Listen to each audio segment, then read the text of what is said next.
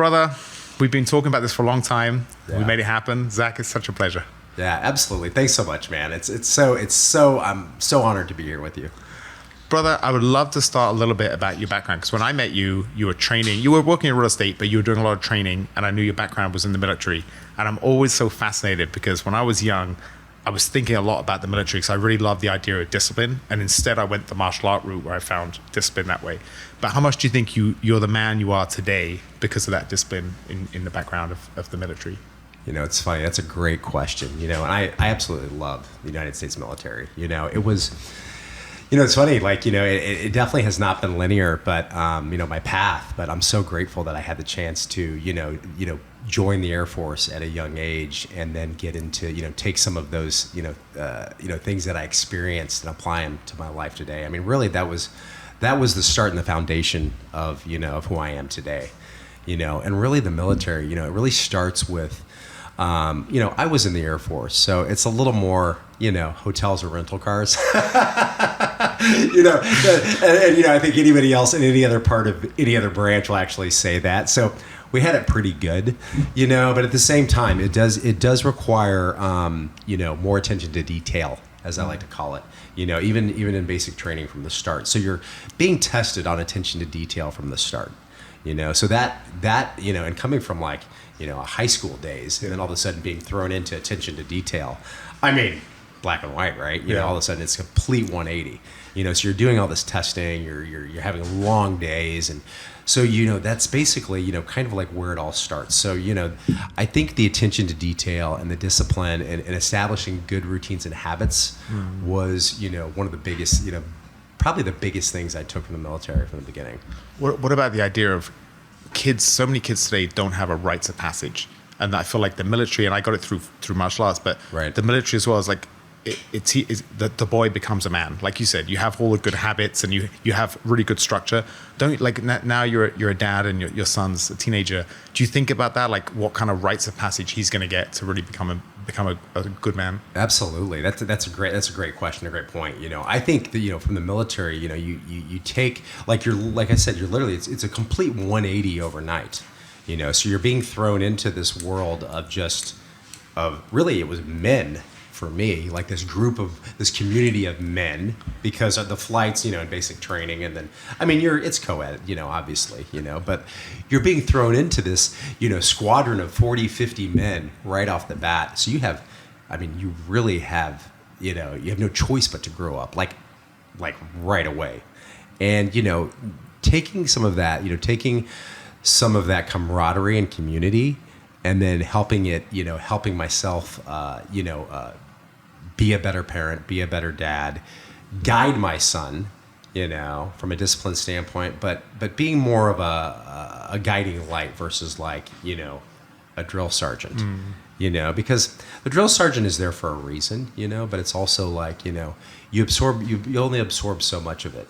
You know, it's more about, like, you know, it's more about the camaraderie of the community versus, you know, being told what to do on a daily basis.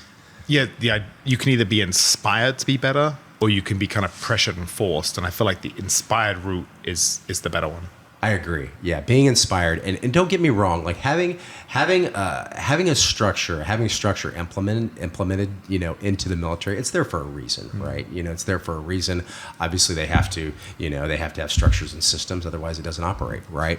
So, like, I think I kind of parent the same way, but I want to be more of an inspirational parent rather than the hand of, like, you know, don't do this, don't do that, you know. I remember when I was driving home as a new dad from the hospital, and I don't know if you remember this feeling, Zach, but I know it's a long time for you, but I remember feeling so lost. Like, the jiu-jitsu analogy would be, I'm a brand new white belt, I don't even know how to use my body, and I'm just clueless, and I'm in a sea of black belts. I had that feeling like, I have no idea. This little baby, I'm responsible, I'm a dad now, and I have no idea. I wasn't around younger brothers, I wasn't around younger cousins, I wasn't really around younger kids very much at all in my life.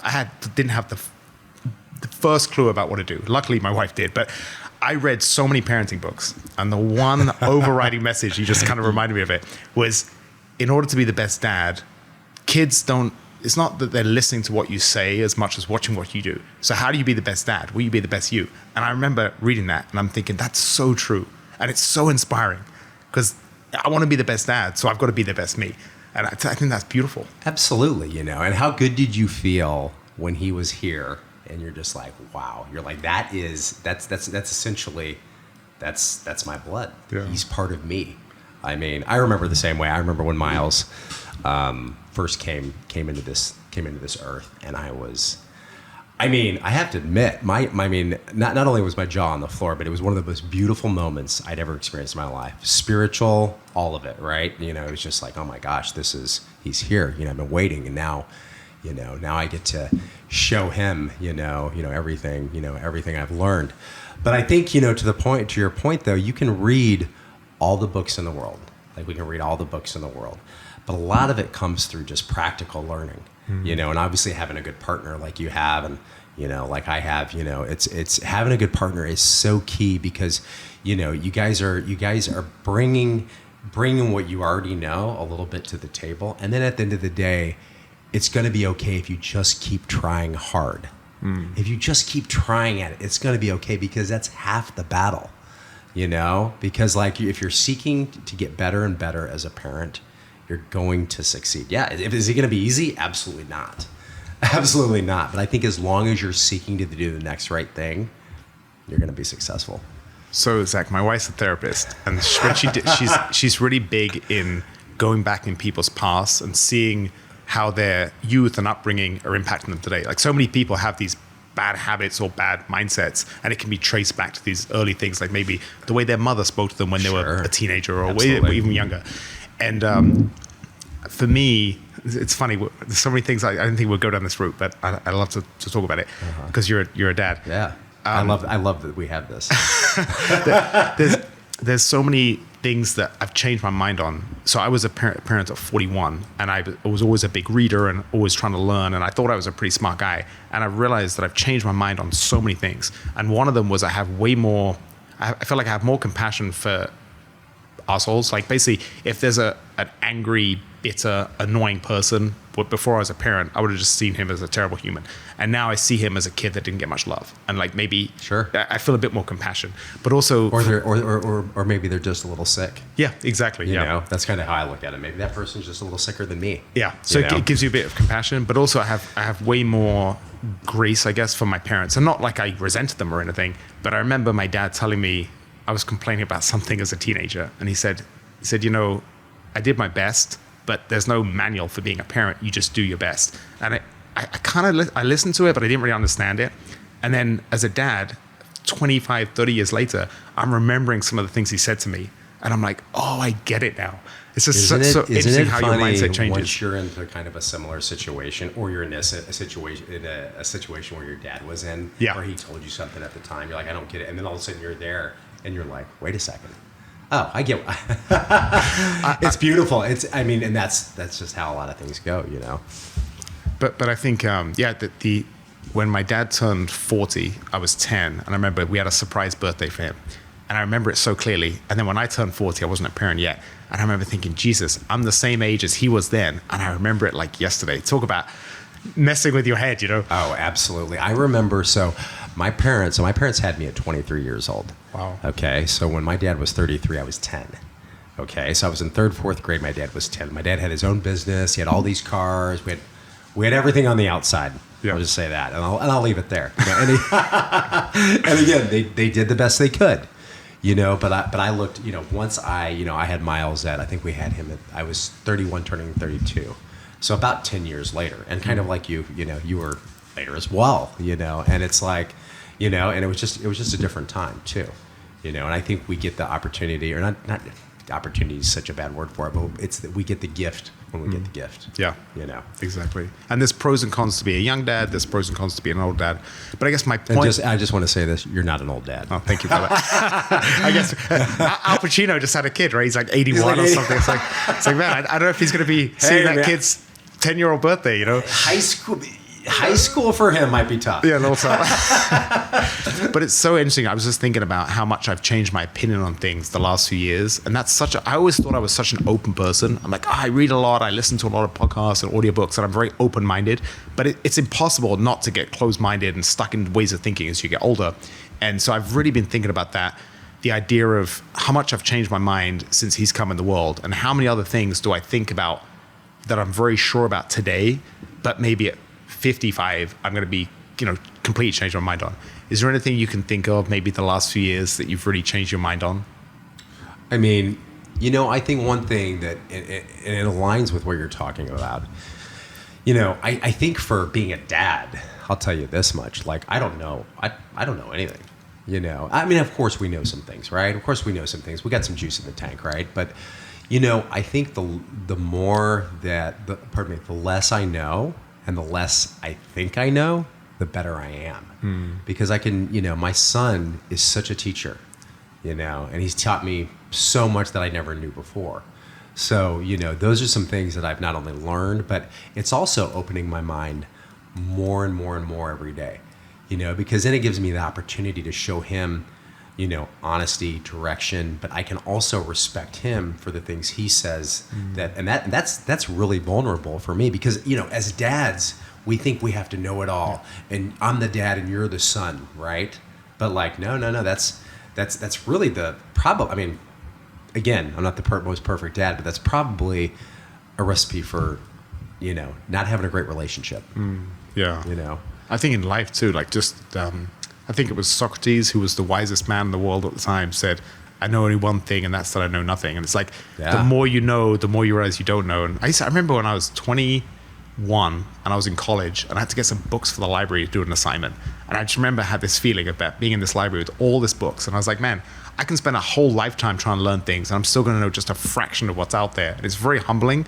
And I think there's too many people now think they know everything. And if there's one strength that I think I'm very good at, is I know what I don't know. I know a lot of things that I don't know. And I don't know if you get this in real estate, because we both work in real estate, but I feel like I tell people almost every day, I'm not sure, let me get back to you. And I've noticed that a lot of people that don't know a fraction of what we know, or they don't do as much business as we do in real estate, they'll just say things, and I know for a fact it's wrong.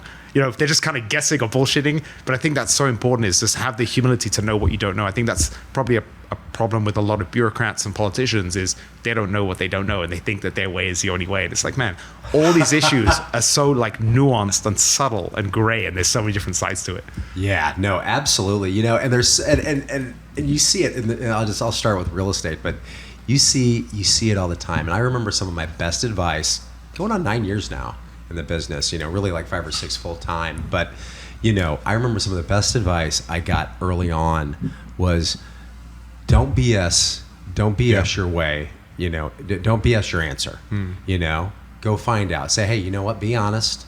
Say you're going to find out the solution and go ask somebody and then come back to them. And that was, you just said it. And that's been some of the best advice I've ever gotten. And I've lived by that. That's part of like my mission statement, is like, if I don't know it, I'm going to be honest. I'm going to let them know that I don't know it, and I'll find an answer. Because you're always going to gain trust by doing that. But if you just kind of bullshit and say something and then they find out it's not true, they're not going to trust anything you say. Absolutely. And then you're also kind of leaving it, if you BS it, you're also like not getting them an answer directly. Right? Like you're kind of just leaving that gray. You're just kind of leaving it out in outer space somewhere. And then they're just like, well, did he answer this or not? You know what I mean? Yeah. And then it's one of those things that like, I don't know about you, but if I do that too much, that stuff sits in the back of my head. And I'm like, oh my gosh, I need to get, I've said this and I've said that. And honestly, I don't do it. But, I think we all did it a little bit at the beginning of our career. Yeah, you have to a little bit. You have to a little bit. But then, it's... You just I don't want all that. I don't want all that space taken up. Exactly. Well, Zach, we've actually been in the business. I think I'm 9-10 years too. So we're about the same. Okay. You just reminded me of a story. I was really new, and I had an ex-girlfriend that was working in real estate. She was really lazy. So she gave me, when I was new, I was just trying to learn the business. So she gave me all these crappy rental leads. And I was like, that's amazing, because I want to drive around the city every day. I want to meet people. I want to just learn the city. You want to hustle. Like, exactly. You want to hustle. Exactly. So I remember I picked this guy. I love that. I had this out-of-town guy looking for like a nice rental. So I picked him up at his hotel, and we were having a real nice chat about like the Federal Reserve and monetary policy. And I just wasn't concentrating. And I think we just basically went in a massive circle. So we're driving for like 20 minutes, and then we're chatting, and I'm pulling back up to the hotel. I have no idea how I did it. And then he's like, I think we've taken the wrong route, you know. But I remember being so embarrassed by it. That was like the basic novice mistakes. But see, you know, that's the business of that's the relationship part of the business, you know. And that to me is probably number one. Yeah, exactly. You know? Building relationships, building trust, having rapport, having a good conversation with someone. You know. I will say, if there's like the basic advice, if people came to us and they said, hey, I'm working in real estate, whether it's a broker, whether it's a lender, whether it's, you know, anything in the business, what is a key to success? I would say try to think long term. I would say work on your skill development and then build relationships, because the relationships will feed you, whether it's, you know, they're going to be buying and selling every few years as their situation changes, whether it's going to be their family, their friends, their referrals. And I think that's such a nice thing, because over time, and I don't know if you get this, you have this too, but I like most people I work with. There's always the difficult people, and I always say in 2-3 years, I hope I'm too busy to take those people. Right now I am, because I'm at a stage in my life where I'm kind of hustling and I'm trying to grow. But it's like slowly over time, your clients become your friends. You're working with people you want to be around, and the real kind of difficult, negative, whatever it is, people that you just don't gel with. And it's nothing on them. Maybe it's just your personalities just don't gel. No, you just don't have to deal with them. It's part of life and part of business, you know? And, you know, at the beginning, we have to cut our teeth. We have to work probably with a lot of people. We have to probably work with a lot of people we don't like, right? But I'm to the same point now. I love who I work with, you know, and I love being challenged, you know, by new people I get introduced to work with, you know, because like I'm trying to get to know this person, but I'm also trying to see like, okay, what do I have to bring to the table that's the best fit for this person? You know what I mean? Because I can be a chameleon in a lot of ways, because everybody's motivated different ways, right? Some people like are really analytical. Some people are big picture. Some people are, you know, so on and so forth, right? So some people need different things. But I think to your point, though, you know, I think for the most part, right now, I'm pretty lucky. Yeah. I think we're both pretty lucky.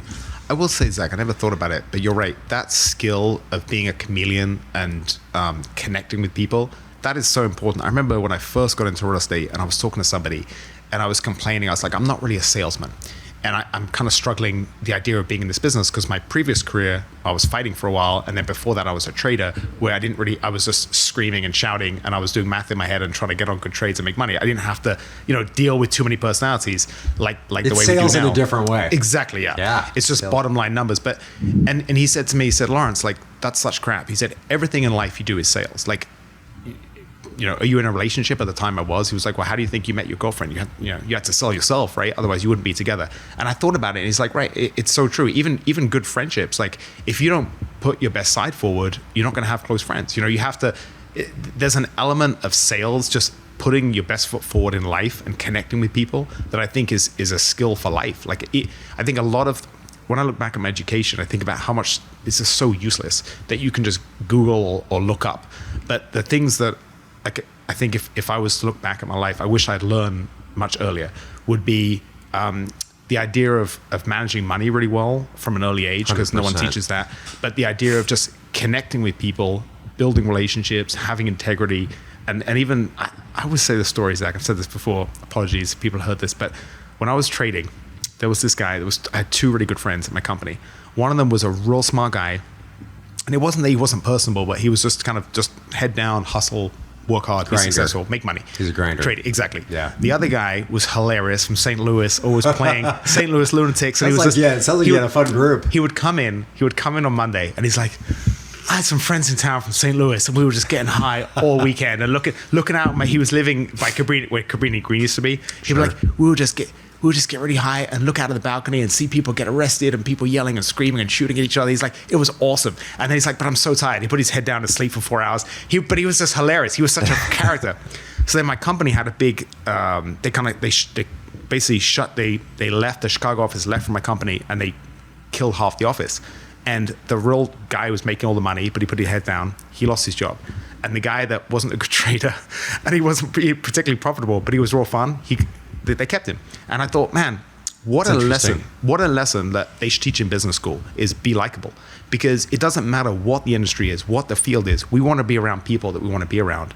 And so he made the cut based on personality. No, I didn't even think about that before. But the more I think about it now, it makes 100% sense. You know, like, I don't know if you've had this in real estate, but I feel like, you know, bidding wars and difficult situations, people will come to you and I because we're nice, we're personable, we're professional, but we're nice to work with and it's easy. Whereas it's your 5 o'clock shadow. It's okay. You can say it. You can say it. But you know we all know it's the APAC, Lawrence. But we all know really why. But it really is true. Just being likable not only makes your human experience more pleasant, but I feel like it does open up all these doors. Well, think about it like this, you know, and this is how I think about it. Like, not only do I want to be honest and friendly and like come up and give you a big hug, give you a big high five, and obviously that's in a less professional setting. Yeah. Like, I'm not going to go hug some listing agent up on the first show and hug some listing agent on the first showing, even if I want to. But no, I'm kidding though. But you know what it is. You know the type of energy that creates. You know, the type of universal energy that creates is like, wow, you know, if somebody sees, like, let's say, for example, like, and we all have seen this a lot lately, multiple offer situations, right?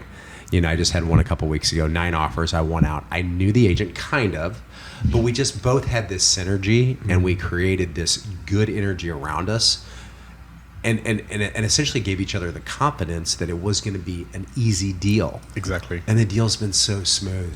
You know, we give each other updates once or twice a week, check in here and there, you know, and it's been awesome. And, you know, we kind of knew each other, but we hadn't done any deals in the past. You know, that's why I think it's so key, you know. So true. And that kind of comes back to relationships. We want good relationships with our clients, but also other professionals in the industry. And it almost doesn't matter what, like, say I've never done any wholesaling, but say you're a wholesaler, that's all about relationships. You know, they hook each other up with deals, never hit the market. You know, like so many different industries. They have lists, right? They've got, okay, I've got my A list, I've got my B list, I've got my C list. Okay, I've got Lawrence and Zach on the A list, of course, right? And then, you know, but they do that. That's true. Like, okay, Lawrence is looking for 5 to 10 apartment buildings. Zach's looking for this, and they kind of distribute it that way, right? So true. Brother, let's take a step back. I'm very interested in, because I've done it a couple of times, and it's looking back, it's been so positive, but at the time it sucked. Changing careers. So when I first met you, I feel like you were just getting into real estate and you were doing a lot of personal training. Is that right? Yeah. I was in fitness for 15 years. So you went from military to fitness to real estate, 3 pretty different businesses. How was the transitions? Like because what advice do you give to people? I know a lot of people that hate what they're doing. There's so much fear, uncertainty that humans love routine. So the idea of just completely changing careers is very intimidating for people. You and I have both done it several times. Absolutely. And it's always been for the better. But it's just at the time, I feel like you do have to take, 3 steps back to get 30 steps forward over time. But it does suck. So how was your transitions? You know, and I mean, honestly, how lucky are we? You know, I mean, to be involved in fitness still. I mean, you're a big jiu-jitsu guy, MMA guy. You know, you work out like a ton. You've ran 7 marathons on seven continents. Have other people done that? I'm hoping that they have, but I'm hoping, Zach, I'm the only jiu-jitsu black belt too. Maybe that's my self-proclaimed title. If you're not, I'm saying you are right now. Thank you, brother. I love it. But you know, I mean, we're pretty blessed guys to be able. I think, and why I say that is to get what we've been able to be able to do what we've been able to do, right? You know, like I started off in the military, and then I went into fitness shortly thereafter.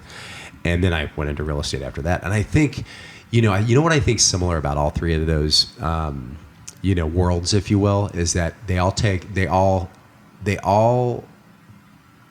from an energy standpoint, they all kind of they all vibrate at the same level. Energy to me, for me, the military was kind of work hard, play hard, type of thing. Fitness is very intense, very high energy, go, right? Let's go. You're basically motivating people. I motivated people for 50, 60 hours a week to help get them in shape. And I loved it. I loved connecting with them. I loved I love figuring out what it took to help get them in shape, because again, like I said before, everybody's motivated very differently, and then the same in real estate, right? High energy, you got to work hard. And what I love so much about going from fitness into real estate is that the transition is very difficult. So it's for me, it was difficult in the sense of like, it was learning something brand new. And then the challenge of being successful at the next thing, two very similar business, and they're both client-based, right? So I'm building a client-based business in fitness so I can train people, Monday through Saturday. Now I've got to build another client-based business to basically fuel the pipeline and be able to help buyers and sellers, on a, daily, monthly, quarterly basis.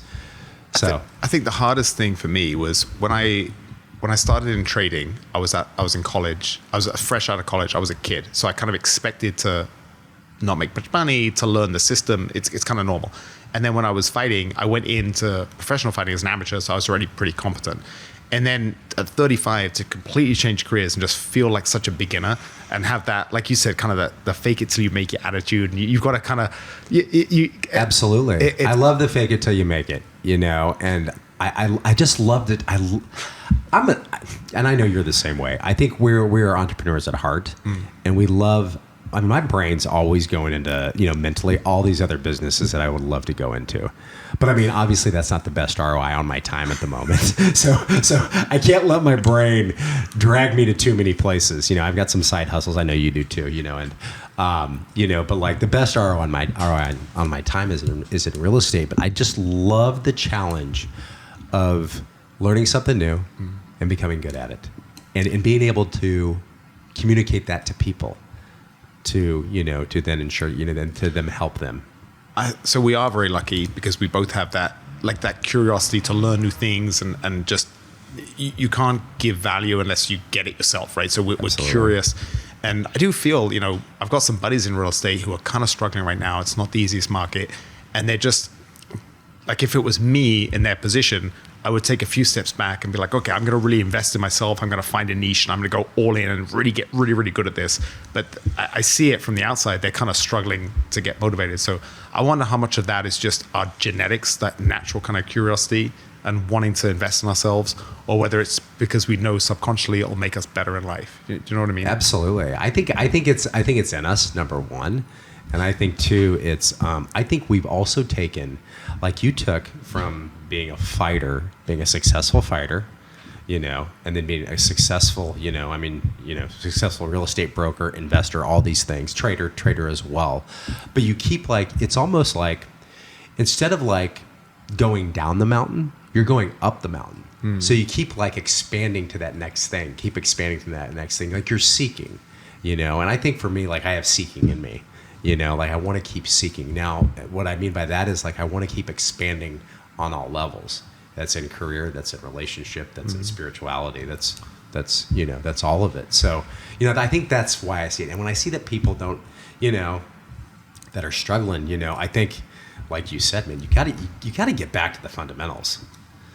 I think this is a hard market. I think it's a hard market. I think there's a lot of changes that are happening too. And you have to get back to doing the things that it took you that you did at the beginning. I'd love to ask you a little bit. I've had so many people ask me what is happening with that new ruling where sellers can't list the commission they offer to brokers, and what's that going to happen? Are you worried about that? Because I feel like it's going to cause a lot of negative changes for everybody, for us professionals, for buyers, because they're going to try and represent themselves because they don't know what they're doing. And I don't know about you, Zach, but I've had a few deals where I've helped a buyer buy something that's for sale by owner, and it has been the biggest debacle and headaches ever, because people think, oh, it's easy what we do. It's not like we're building rockets. It's not difficult like that. But it's just so many moving parts you're juggling. There's so many emotions involved in real estate that people don't realize. And it's just trying to, I feel like our job is almost just keeping everything together a lot of the time. Mm-hmm. And when you don't have that, it's not good. But it's such a crazy rule. Are you pretty familiar with it? I mean, I think so. I mean, I at a high level, I'm pretty aware of it. I think, I think the biggest thing is that, essentially what it's saying is that sellers aren't going to have to pay buyer's agents anymore. And I was actually just doing some of my own content on my own recently, with my, just recently about this. And the thing is, and like you see for sale by owners, by owner listings, right? What happens a lot of the time? A lot of time they sit on the market forever. They don't do anything. And, and then the for sale by owner actually goes to work with a broker. So, and what happens there? Why does it sit on the market for so long? Is because it's not marketed properly. Okay. So that's how I look at, this whole NAR settlement thing. Is that if a seller doesn't want to pay a buyer's broker, that's the worst thing a seller can do from a marketing standpoint. Okay?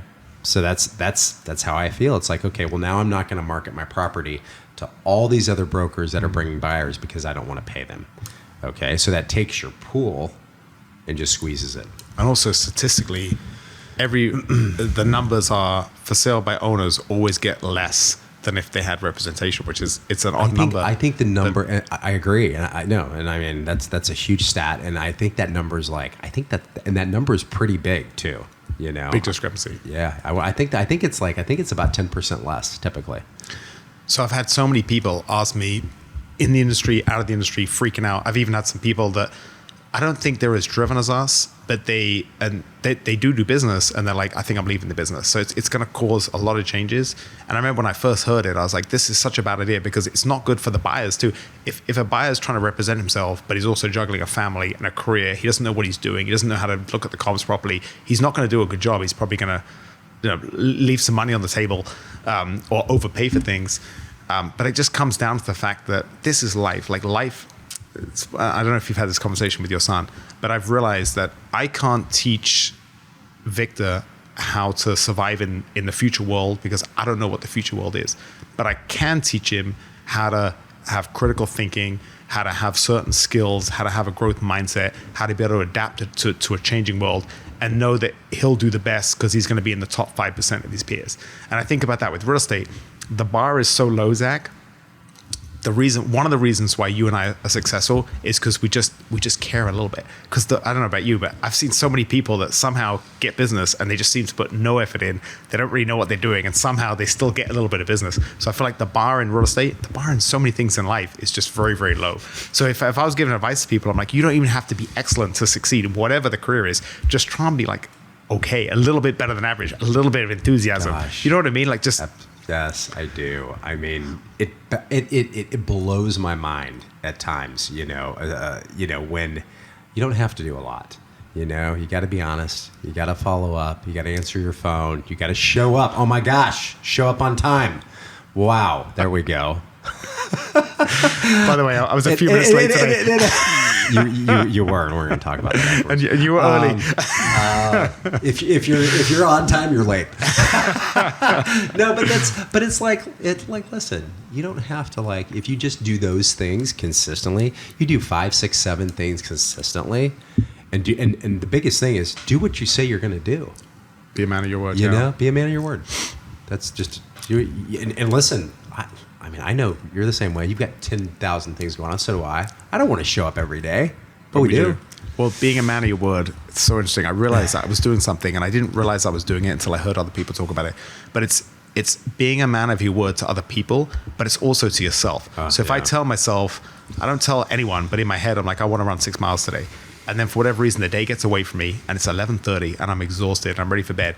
Even though it'd probably be better for me to rest and go to bed, because I know that I have to be a man of my word to myself, I'll lace on my shoes sometimes and run at midnight just because I told myself I was going to do it, and I want to be the kind of guy that keeps his word to himself. And I never realized, I've always done that, and I'm always so upset with myself because I was like, I had a small window and I got tied up with emails, and I should have done this at 3 o'clock instead of 11:30 at night. But by doing that, then I trust my own word to myself, and that is such a powerful concept.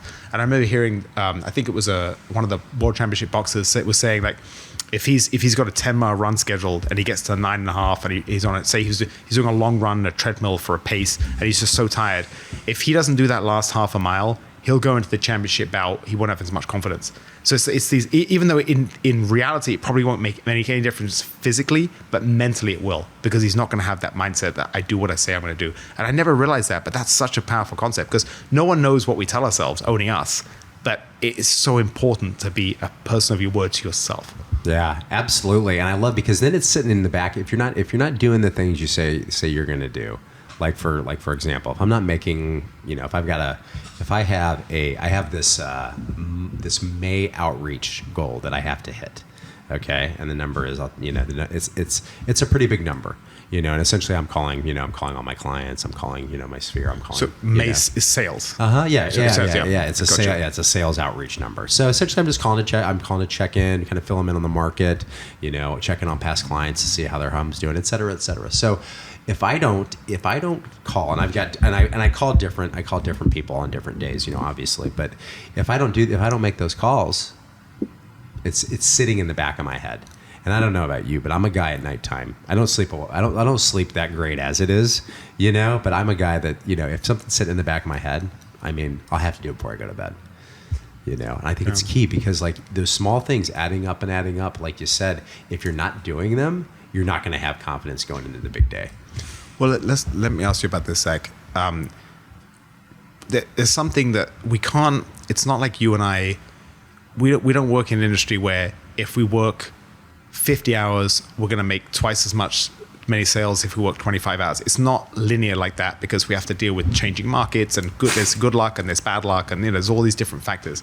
But the one thing we can control is our effort, and that's exactly what you said. If you say, I have a goal, whether you reach the goal or not, that could be outside your control. But what's inside your control is the steps you take to get there. So it's making the calls, it's showing up when you don't want to. And I don't know about you, but I don't like calling people. I like texting people, but I call people all day, every day, because it's necessary in the business. And I kind of like the fact that when I was young, I used to think that if I work really hard and I tick the right boxes, then I'm going to have an easy life. And now I'm older, I realize there's a reason that every morning, not first thing, but every morning I do get in the ice plunge, and I never want to, and I always do it because I know I feel better after.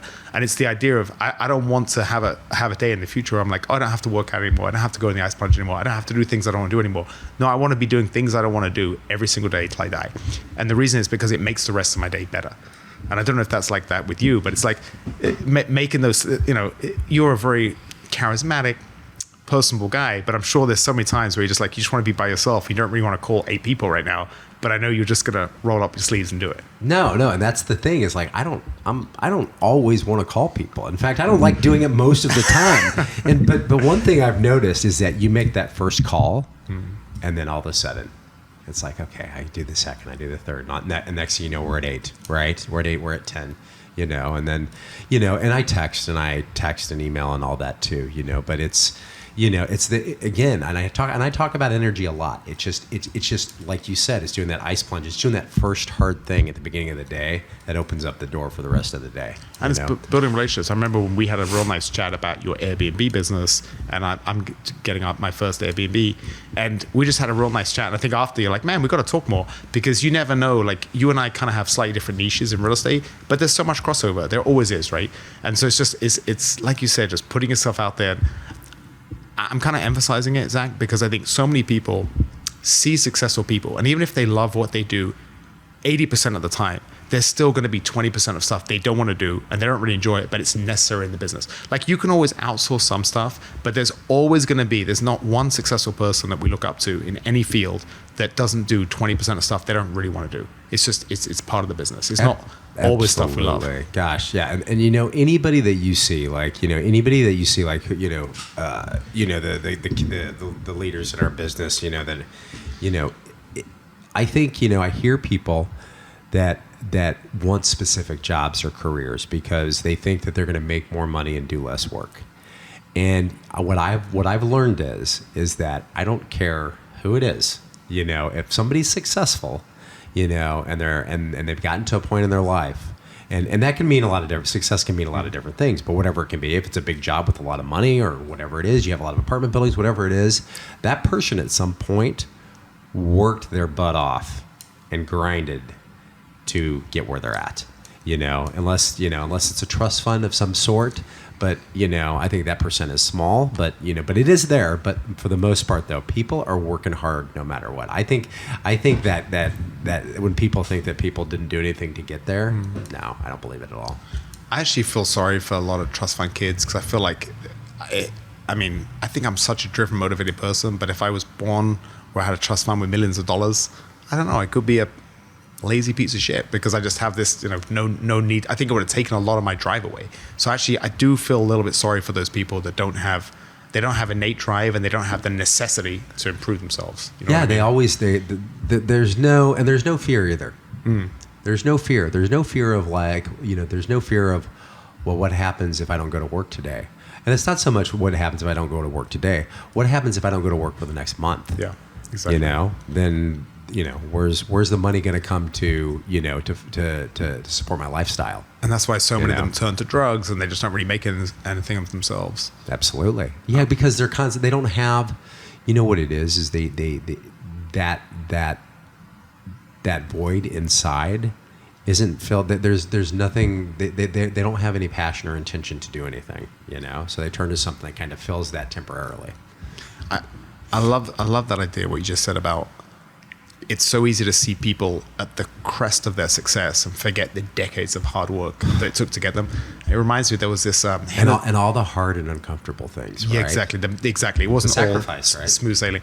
It's like I think it's never a saying. It takes 10 years to become an overnight success or something like that. But there was this Hennessy commercial with Manny Pacquiao, and it showed him it's a young kid in the Philippines, like doing running in the middle of nowhere, and then he's boxing in these like rinky-dink, shitty makeshift arenas in the middle of nowhere in some Filipino province. Sure. And it shows him over time getting to the bigger stage, and then at the end he's coming out main event MGM Grand, getting paid tens of millions. And it's like it's such a beautiful. It's about a minute long. I used to listen to it. I used to watch it all the time because it was always to remind me that you don't just get to the pinnacle, whatever the success is, without doing all the work first. And it's going to be so cool. Like you forget when I love watching the UFC, and you see these guys coming out of these massive arenas and like thousands of fans screaming, and you forget that the shows they started on is. I mean, I'll tell you about one of my first. I used to watch fights growing up, and you'd see these big names, and they've got their own change rooms. Everything looks so nice. And I had my first amateur boxing fight in Chicago, and I remember it was a room about this big. And there was me, my opponent, and probably 4 other guys with their opponents, like 10 of us in this tiny room. And you couldn't even hit pads with your coach without hitting your opponent, like right there. It was just like, Jesus Christ. In my head, I thought that, at every level, they had all this nice. And it's such a good reminder. I think it's so important to go through that shit because I think it builds so much character. Yeah, no, that's funny. That reminds me of the military, actually. It reminds me of the military because the Air Force, for example, Air Force has this beautiful painted picture of guys in flight suits flying F-16s, F-22s now around, and then I'm marching on this drill pad in 100 degree weather in San Antonio, Texas, with battle dress uniform and black combat boots on. That was not what I had expected going into the Air Force. Don't get me wrong, traveling to Germany for a few years and spending a few years there on some really, really beautiful Air Force bases was nice, but it's not all what it definitely is not what it seems to be. Definitely not what it is at the beginning. Brother, I remember when I went home, I was trading. I think I was 27, and I went back to England and I rewatched Top Gun. And I was so inspired. I was like Googling like how old you have to be to join the English military and fly jet. Yeah. They glamorize it so much. Royal Air Force. Yeah. The Royal Air Force. Or maybe I was 28. I think the cutoff was 26. I was like, fuck, I just missed it by a few years. Oh, they glam it up. They glam it up so much. They glam it up. And I think the percentage of pilots and as it relates to the actual population in the military, it's about fraction. It's a fraction. It's 1%, 2%. Gotcha. Yeah, it's very small. Well, brother, one of the reasons I really wanted to talk to you is because, like we were talking a bit off air, I respect people that have good balance because it's so hard to be successful in like the top couple of agents in Chicago. I would presume, I don't know this for a fact, but I would presume that their work-life balance is way out of whack and they're sacrificing a lot of things that I think their future self probably regret just to get those extra sales. That the extra money and it's probably not enriching their lives that much, but they're giving up time, which is the only non-renewable resource we have. And I really like the fact that you balance being a dad, you're recently engaged, you have a thriving business, you also have your side hustles and your passion with your Airbnb rentals and that side business, and then of course you always in shape and you're prioritizing exercise. So I really love the fact that you don't just, for me, success is about ticking. I want it all. I want to be a good dad and husband, but I also want to be successful, and I also want to be in shape, and I also want to have a rich social network. I do want it all, and I think you have that same drive. But I know you had some struggles with alcohol. I think I love talking about this stuff because it's, again, so many people, I could be a new agent and I look at you and I'm like, look at this fucking good looking guy. He's got a thriving business. He does these great marketing videos. He knows what he's doing. And it's like, they're looking at you now and they don't realize about all the trials and tribulations it took to get there. Yeah. It's man, it's been a journey, and I'm so grateful. Thanks for bringing it up. I know you and I have talked about it a few times. And sobriety has given me this life that really of my wildest dreams. And it's beautiful. It's about and in fact, what's ironic is I was putting the alcohol and the drugs down. Kicking and screaming, right when I was getting my real estate license, so about 9-10 years ago, and man, I'm one of the lucky ones. I'm really, really one of the lucky ones, because so many people have issues with alcohol and drugs that just never get a chance. So I finally surrendered, and it gave me the chance to, dive into this community and really let go of it and seek a better life. And it has given me, man, it has just given me the chance to really everything I've learned in recovering from alcohol and drugs and being a sober person, everything I've learned in that life has given me the life I have today. And we can talk about the military, we can talk about fitness and all those things. And those things are all great. I've learned a lot. I've learned a lot of discipline. I've learned a lot of structure. I've had some great life skills from those things. But the biggest thing is recovery has given me this limitless seeking type of life. And because I was at a point where I couldn't stop. I couldn't stop. I couldn't stop drinking. I couldn't stop, and I couldn't drink, and I could not drink. It was kind of like, it's a little bit of a cliche, but like I couldn't, and I had no idea what to do. So looking back now, why do you think you were drinking, I guess? Well, it's funny. So I am, I am a recovering alcoholic, and happy to say that today. And for a long time, I couldn't say that. I would cringe when I heard that word. I'm like, oh, well, that's some guy holding a bottle in a bag, standing on the street corner, and that, so for me, like it progressed. It really started off mentally at a very young age, that doesn't mean I was like, drinking myself into oblivion at a young age, but it started at a young age and just kind of progressed all the way into my 30s. Like as a coping mechanism? Well, now, okay, great question. So now I know that. I didn't know that then at all. I didn't, so, but now I look back, and the reason really why I was drinking and drugging the way I was because I couldn't handle my thinking.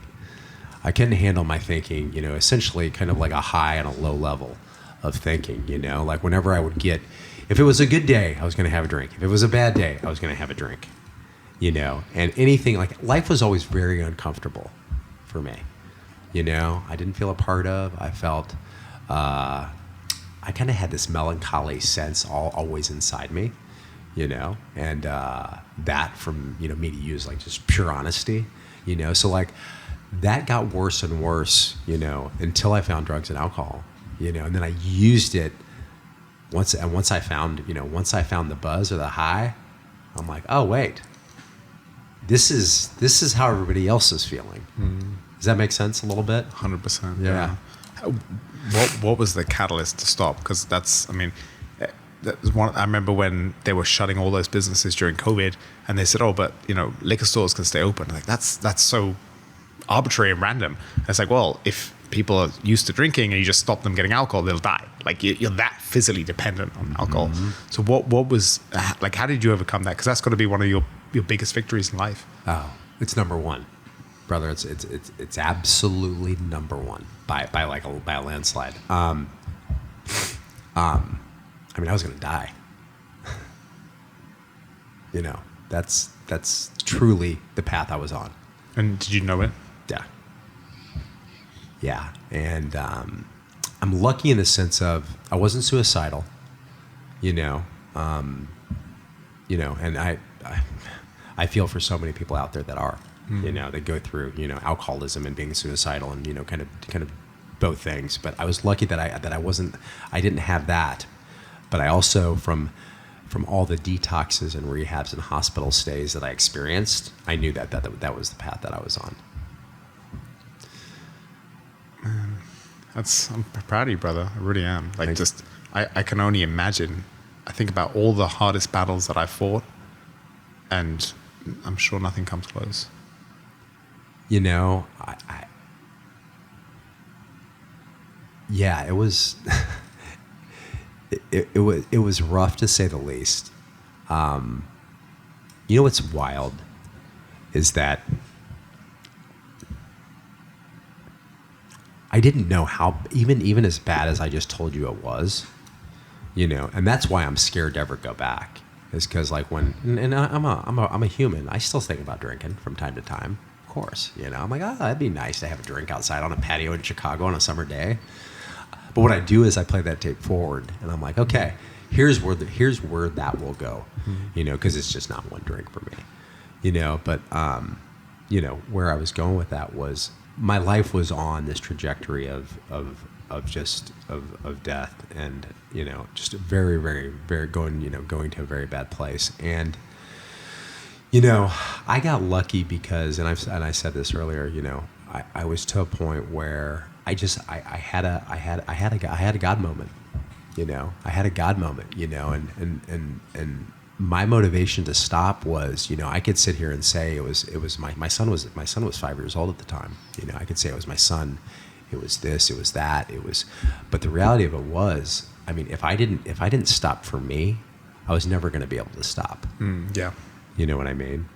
You know, you hear, like, I've got a lot of friends who, you know, their wives were upset with them, they lost their job, all these things that they were, you know, at the beginning trying to do it for, you know, and it just doesn't work, you know, until you can do it for you. Because like, if I can't be a good, sober person, I'm not going to have any of this. My child's not going to be in my life. I'm not going to have a business. I'm not going to have friends like you. I'm not going to have, so it's got to start there, right? But until I could do it for me, you know, I had no chance. I love that. That's so true. So many people, it's almost like a cop-out. Ultimately, we do everything for us, and you're going to be the best father, the best fiance, the best leader for your company, whatever it is, by being the best you. And I think that's such a good thing to remember. I remember having that conversation with my wife where it's so easy to do too when your kid's young and you're tired, you're both working and you don't have much energy, and we got to put the kid first. It's like, no.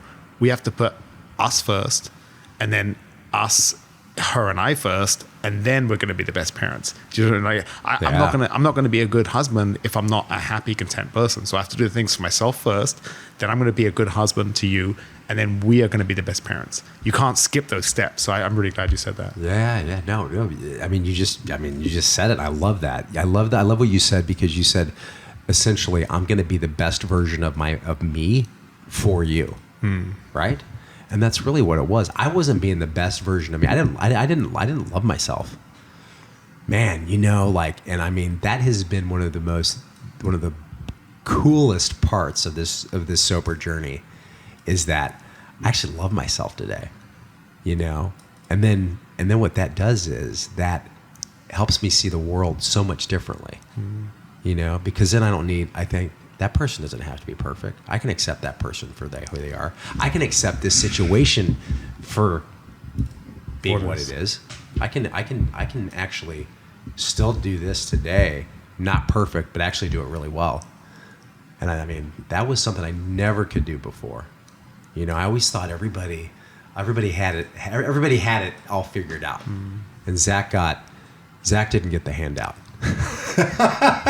Zach didn't get the pamphlet, you know, one thing I love about listening to podcasts and talking to people like you is so many people, they have all their aspects of their life, and they'll look at one person who's doing better than them in one aspect of their life, and they'll have that envy or jealousy without seeing the whole picture. And what you just said is so interesting. So many people. There was one, I was listening to a podcast with a tech guy who was like a tech billionaire. The guy's one of the wealthiest people on earth, and he's got all this celebrity and fame. And he said that his dad never told him he loved him, and he's just like, he has all these issues because of that. And I think about it will be so easy. Like if I was having a tough time financially, and I look at a guy like him and be like, oh, it must be nice for him. He's got billions of dollars and he never has to worry about money again. But he has his own set of issues, and it's such a human tendency to have envy or resentment or jealousy or whatever it is in one aspect of someone's life without seeing the whole picture. And I always find that so refreshing. And that idea just cured all thoughts of envy or jealousy for everything, because I realized that no one has it all together. Everyone is working with their own demons, whatever it is. And so for you to isolate, realize, and then rectify that demon of alcohol is just so impressive. But what about the actual practical, getting your body off it, like the actual practicality of it? How did you do cold turkey? Did you have help? Like, how did you? No, that's a great question. No, I went to treatment. I went to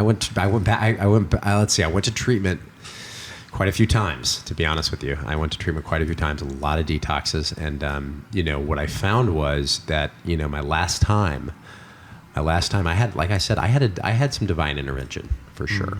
I don't know what it was. I don't even ask what it was, but I had something change my mind. I got this gift in a moment, and where I was just done. I'd come off a 30-day bender. Jesus. 30-day bender, sold everything I had. I was actually gonna go back to treatment again, and I was in a detox, and I just had this moment where I was in this detox, and I was about 5 days in.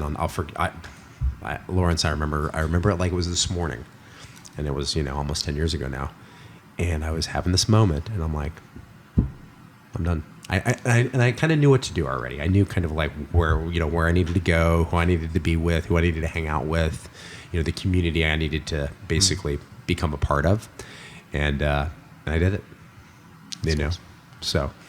What about now with your son? Do you think about, like, I would just imagine he's 15, and with my boy, he's 3.5. I want to keep him. My wife and I joke, we keep him in this just perfect little bubble of, because we know the world's going to come to him eventually. So we're trying to delay the day as long as possible and just let him live in his fancy world where everything's perfect and he's so happy and everything.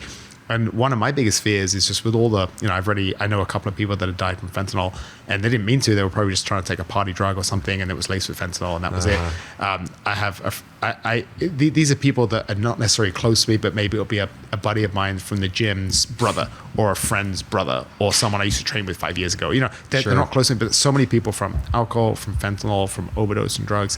And that age of 15 is just like, all that stuff is right around the corner, right? He's going to get his driver's license soon. He's going to start drinking with his friends. There's going to be availability of drugs. Like, is that, as a parent, does that freak you out a little bit? It's funny. That's a great question. I think when Miles was, let's see, your boy's 3.5. I think when I've gone through different stages of fear as a parent. No, it's true. So I think when he was like 5 or 6 to about 10, I went through this fear of him, of just weird stuff. Like, you never know, a kid gets snatched up outside daycare or something like that. Yeah. And I went through this weird fear. I don't know why I was, but I went through it. Now, now he's in high school. He goes, he's got a lot of friends. I mean, I think he hangs out with a pretty good group, which is good. But again, like, alcohol's everywhere, drugs are everywhere. He's, it's there. So, I mean, is there fear? Yes. But again, I do my best to share, and he knows all about my struggles. I've been such an open book with him, sharing that with him. So not only does he know potentially what can happen, he might have some genetic, there might be some genes in there that, where he kind of gets he gets what I have, but there's a solution for it, which is good. So he knows there's a solution for it. But also most importantly, I want him to be able to come to me. Yeah.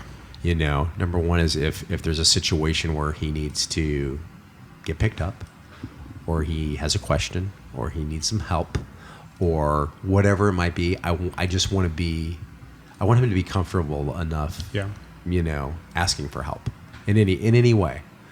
I don't want him to get behind that wheel and say, "Gosh, I can't tell my dad. I can't tell Dad that I've been drinking." Or if any of my coaches find out, I'm going to be off. And then kind of try to do it all himself. That's so true. I want exactly the same thing. I'll never be upset with him if he tells me something, if he admits something that he shouldn't have done, but he comes to me because I want him to always come to me. Yeah. God, it's like I never even thought about this before, but it is. You can't let these fears debilitate ourselves. Like I have a really good friend who's a philosopher, and he said every decision we make in life, that the reason that the impetus behind it is either love or fear. And as the older I get, I'm really trying to do every decision I make out of love. Like I want to minimize the ones I'm doing out of fear, and I want to do everything I can from a position of love. But it's like the only way to have no fear is to be like the Buddhist non-attachment, where you don't have any possessions, you don't have a family, and you meditate all day, and that's not reality. If the reality of being a parent is you're always going to have fears, and even when when he's 25, I'm sure you're always going to have fears, right? As a parent, otherwise you don't love your kids. Yeah, no, absolutely, and I love what you said about leading with love. I really feel like if love is the priority of our decision making, no matter in what part of our life, business, relationship, whatever it is, we'll always be in a good place. And the fears are going to come and go, and I think that's where we have others to depend on. We share it with somebody. We share it to not only help ourselves, but we share it to help somebody else out. Like, hey Lawrence, I'm going through this fear. Here's a great point. I had a talk with another dad about a week ago about something I was going through with Miles, just essentially just trying not to be that militant coach as a dad, right? Because I was watching some of his sports, on the sideline, at a basketball game, just, and then of course I need to tell him exactly how he needs to be after the game, and then of course he's not going to take it well. I wouldn't have took it well. So then the great thing is like, we can go ask somebody for help that has, that's just going through the same thing, I there's so many things that I'm grateful for now, but at the time I didn't realize it. And with my dad, and I remember when I was 17 and I was doing a kickboxing competition. I think it was my first ever competition in martial arts. Started? I started at 13, but I was training once or twice a week, and that was my first 4 years later, my first serious competition. And it was like adult. I was doing the adult category, so I was kind of nervous. Was this like Muay Thai? And it was kickboxing back then. It's no knees and elbows, just punches and kicks. Okay. And I remember I woke up and my dad had to go for work, and he left me a note when I woke up on my table in my bedroom, and it said, "Good luck today, and have fun."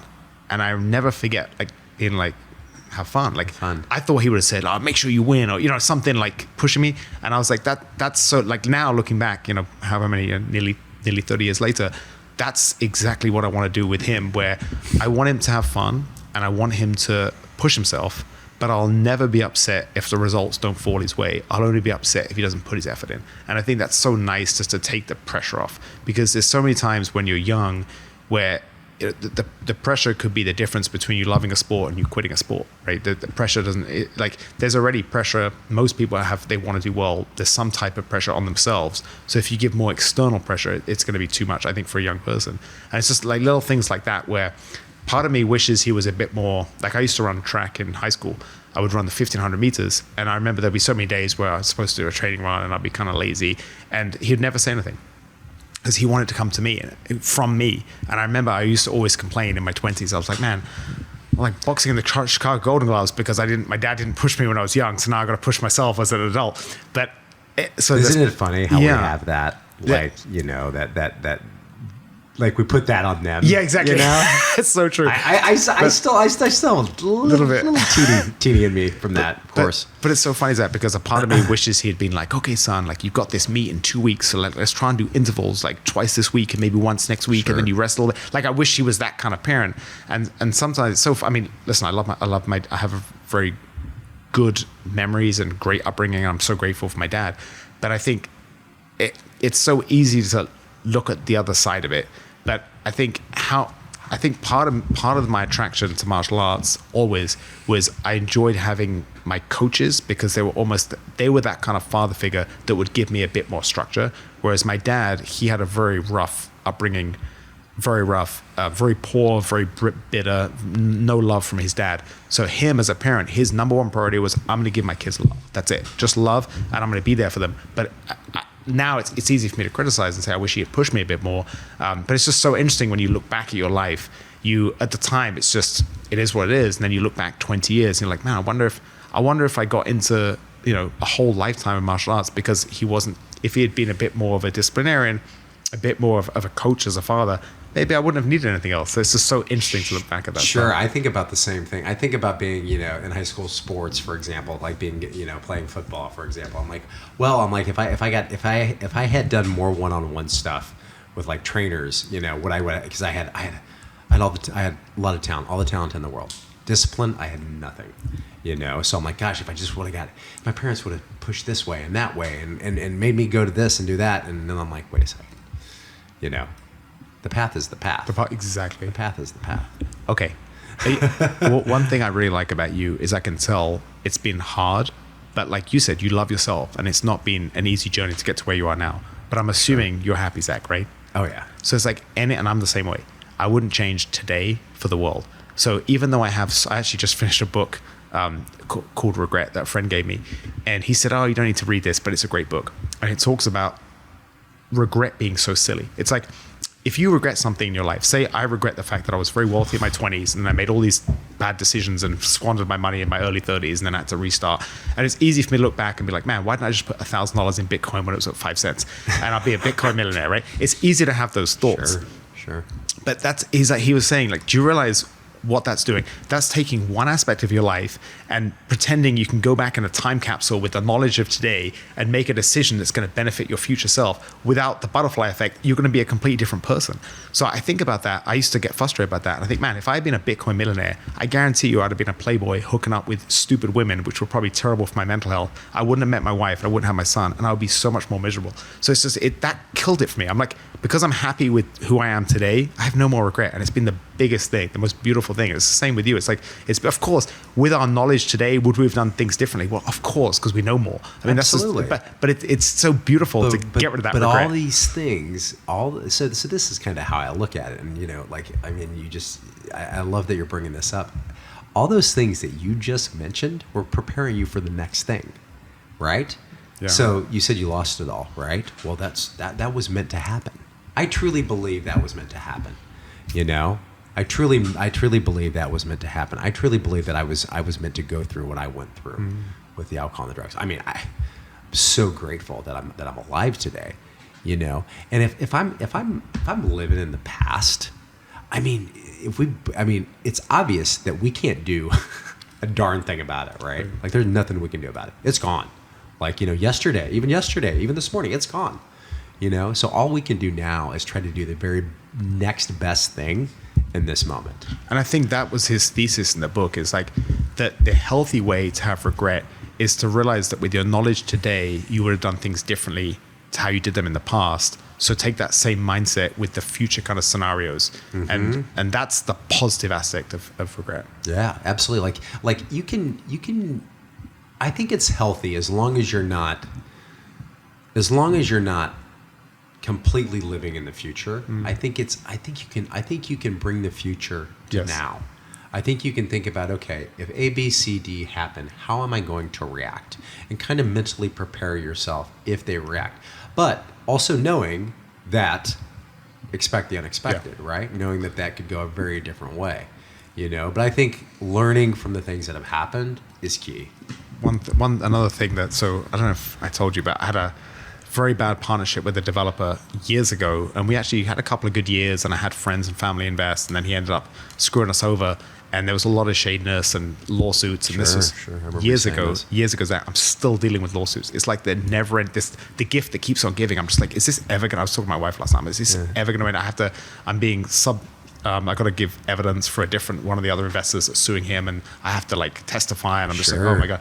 And it was really bumming me out. And then I realized this beautiful thing, and anyone that's going through hardships or dealing with something, I think this will really help them. I realized that if I had an easy life and everything I touched turned to gold and I had no trouble, what am I going to tell my son when he's going through tough times? Like these are the things that I'm going to give him the wisdom of my misfortunes and how I overcame it. And it's like that biblical quote. It says, "Don't grant me an easy life, Lord. Grant me the strength to overcome a hard one." And that changed everything for me. I was like, instead of, because I kind of had that woe is me, pity party, feeling sorry for myself. 100%. How did I get stuck in this thing that just keeps on I lost money, I lost friendships, I had all this stress, sleepless nights, I was bickering with my wife, like all this negativity from just one bad decision or one bad partnership, like a real pity party. And now I realize that there's so many benefits I wouldn't even think about.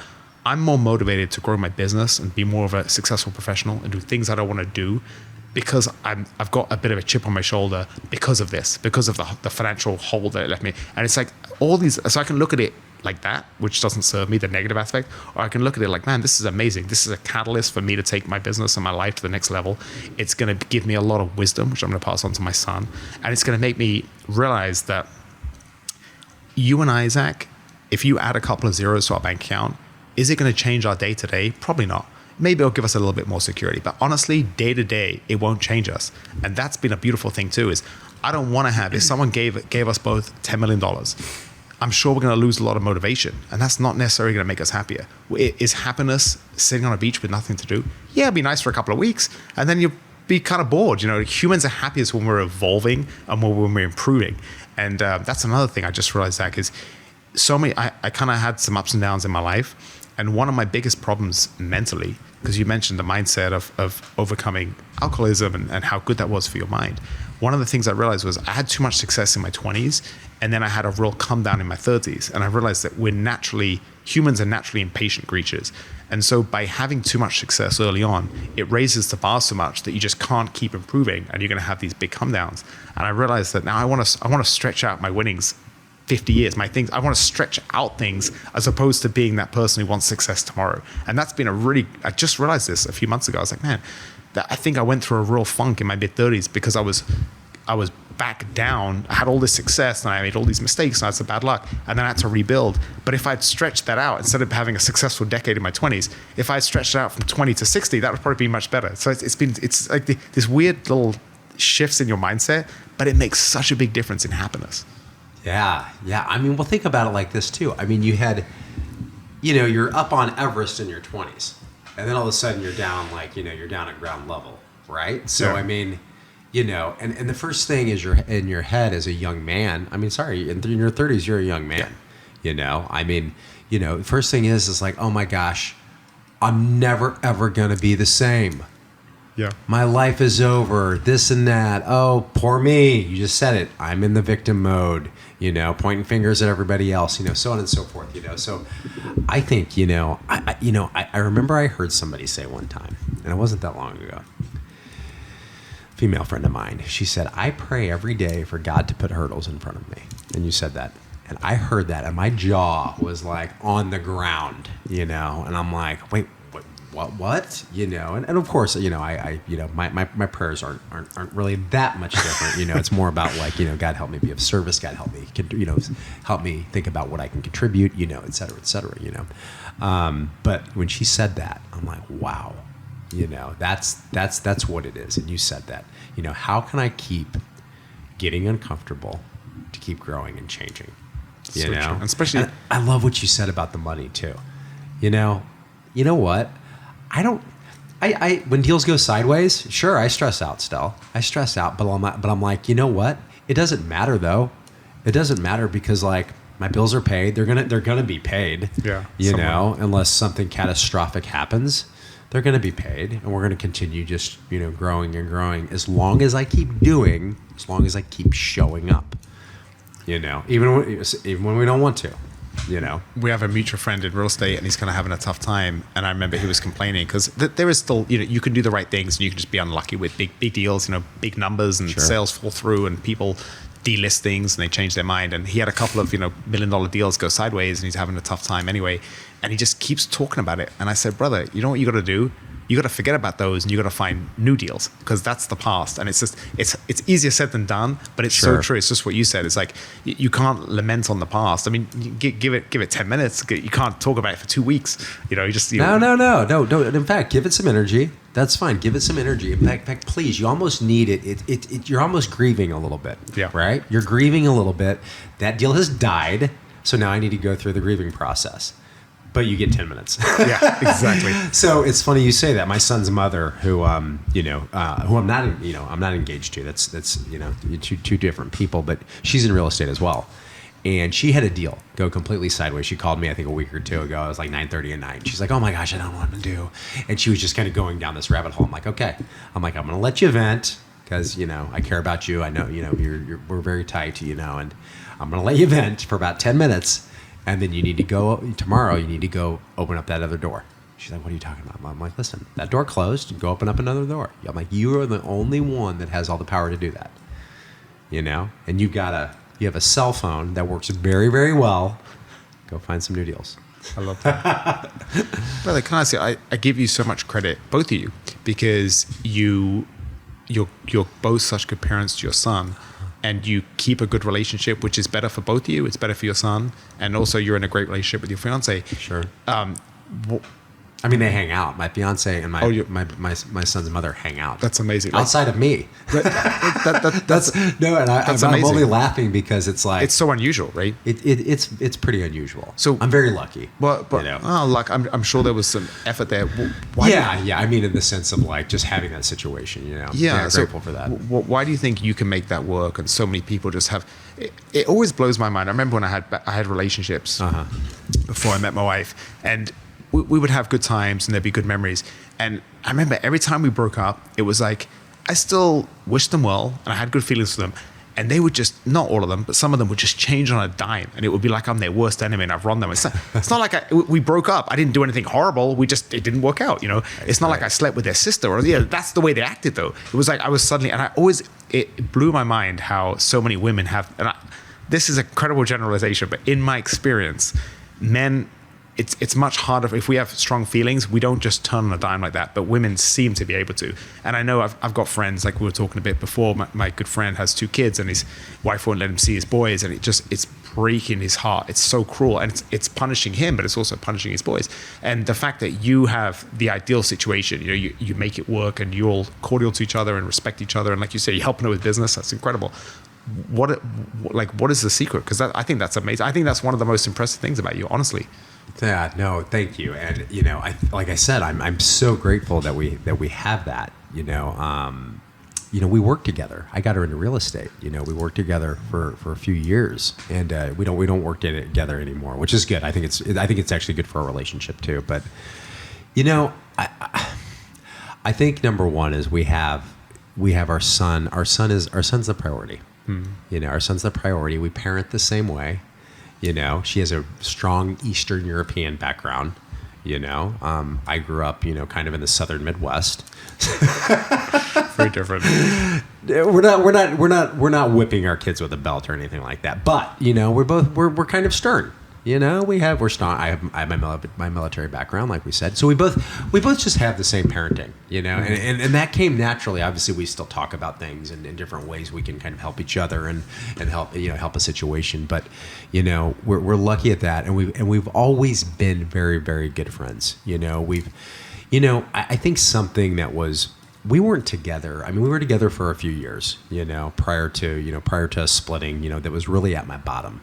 With alcohol and, all of that, and that's when we split. But, I think and then we weren't together after that, from a romantic sense. But, I think just because we've been friends for so long, and that we have so much care, so much love and respect for each other, it will always be there, and then being able to have, be in a relationship with somebody else now, my fiance, being in a relationship with somebody who can actually be friends with her and have like mutual respect without jealousy.